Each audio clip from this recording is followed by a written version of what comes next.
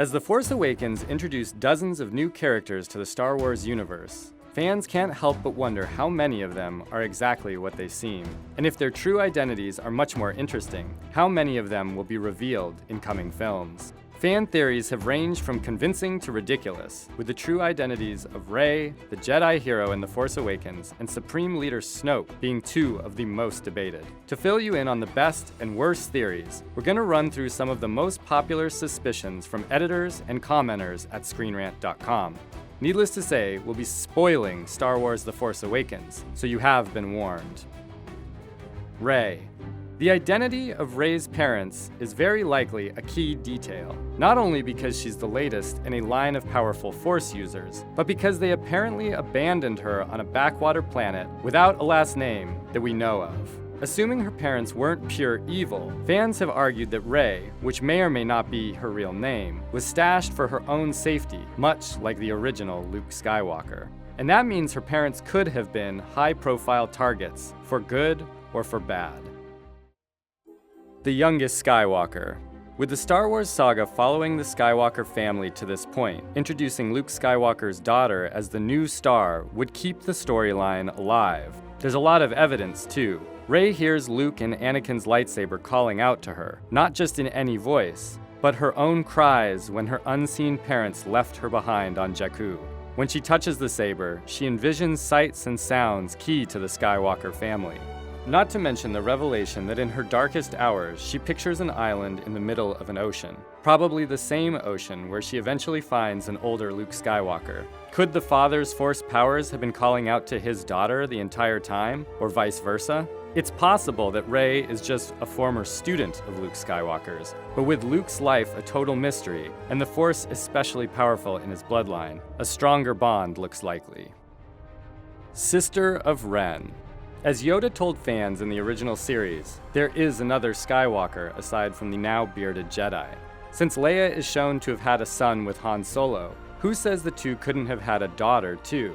In the expanded universe novels, Leia and Han had multiple children, one of whom fell to the dark side, just like Kylo Ren. The theory would explain why Kylo can sense that the mystery girl helping the Resistance is important, even claiming that he, quote, feels it too when mentally linking with Rey. It would add a deeper meaning to Rey and Leia's first meeting, not to mention Rey and Han's relationship, especially if the old smuggler agreed to keep their bond a secret, knowing Kylo Ren would come looking for his younger sister. Star Wars fans have seen a brother and sister join forces already, but could the new trilogy see them go head-to-head, determining whether the light or dark side will come out on top this time? Another Kenobi in hiding. His Padawan Anakin may have been the most notable Jedi to fall in love, despite the Jedi Order's rules against personal attachment. But the Clone Wars series showed that Obi-Wan Kenobi had just as much love to give, especially once the Order was destroyed and he went into hiding. This theory claims that Obi-Wan had a child who knew to keep the family name a secret from the Empire, eventually hiding his or her own child on Jakku. There's not much evidence to support this one, but the mirrored stories are too good to ignore. If it's true, Rey would be returning Anakin's lightsaber to Luke, just as her grandfather gave it to him decades before.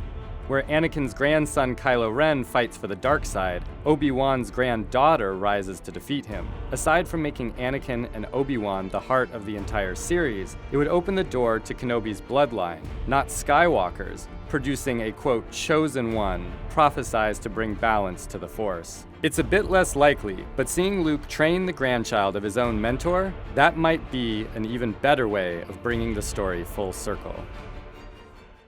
Anakin Reincarnated. Okay, this one is a little bit crazier, but could still be true. According to Anakin's mother, her son didn't have a father.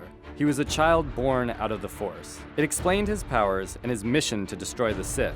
But the First Order and Empire lived on. So what if the Force made another child? Or more specifically, gave Anakin a second chance? As Rey, the child would have the same Force powers and knack for spaceship mechanics that she demonstrates all the time, and touching Anakin's lightsaber would bring emotions and memories flooding back. The studio has promised a satisfying answer that will call back to the very start of the saga, and a second chosen one, with Anakin's gifts, would certainly be an ambitious idea.